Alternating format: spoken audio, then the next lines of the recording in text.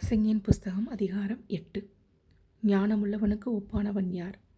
காரியத்தின் தாற்பரியத்தை அறிந்தவன் யார்? மனுஷனுடைய ஞானம் அவன் முகத்தை பிரகாசிக்க பண்ணும், அவன் முகத்தின் மூர்க்கம் மாறும்.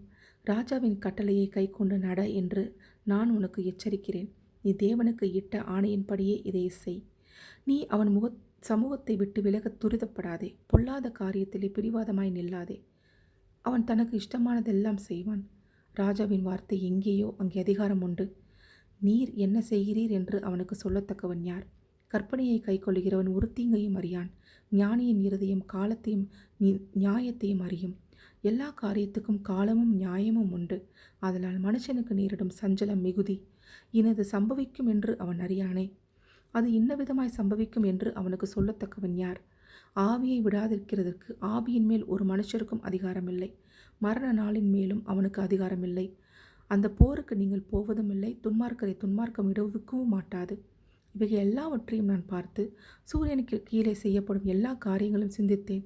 ஒரு மனுஷன் தனக்கே கேடுண்டாக வேறொரு மனுஷனை ஆளுகிற காலம் உண்டு.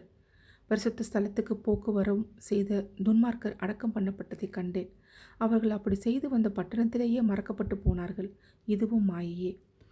துர்க்கிரியைக்கு தக்க தண்டனை சீக்கிரமாய் நடவாதபடியால் மனுபுத்திரன் இருதயம் பொல்லாப்பை செய்ய அவர்களுக்குள்ளே துணிகரம் கொண்டிருக்கிறது. பாவி 100 தரம் பொல்லாப்பை செய்து நீடித்து வாழ்ந்தாலும் என்ன? தேவனுக்கு அஞ்சி அவருக்கு முன்பாக பயந்திருப்பவர்களே நன்றாய் இருப்பார்கள் என்று அறிந்திருக்கிறேன். துன்மார்க்கனோ நன்றாய் இருப்பதில்லை. அவன் தேவனுக்கு முன்பாக பயப்படாதிருக்கிறபடியால் நிழலைப் போலிருக்கிற அவனுடைய வாழ்நாள் நீடித்திருப்பதும் இல்லை. பூமியின் மேல் நடக்கிற வேறொரு மாயையான காரியமும் உண்டு.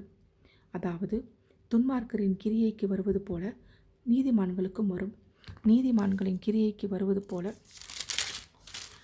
துன்மார்க்கருக்கும் வரும். இதுவும் மாயை என்றேன்.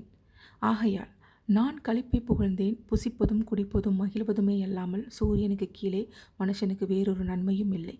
சூரியனுக்கு கீழே தேவன் அவனுக்கு தந்த ஜீவ காலத்தில் அவன் பிரயாசத்தினால் அவனுக்கு நிலைக்கும் பலன் இதுவே. நான் ஞானத்தை அறியவும் மனுஷன் இரவும் பகலும் கண்ணுறங்கில்லாமல் பூமியிலே செய்யும் வேலைகளை பார்க்கவும் என் மனதை செலுத்தின போது தேவன் செய்யும் சகல காரியங்களையும் நான் கவனித்து பார்த்து சூரியனுக்கு கீழே செய்யப்படும் கிரியை மனுஷன் கண்டுபிடிக்க கூடாதென்று கண்டேன். அதை அறியும்படி மனுஷன் பிரயாசப்பட்டாலும் அறிய மாட்டான். அதை அறியலாம் என்று ஞானி எண்ணினாலும் அவனும் அதை அறிந்து கொள்ள மாட்டான்.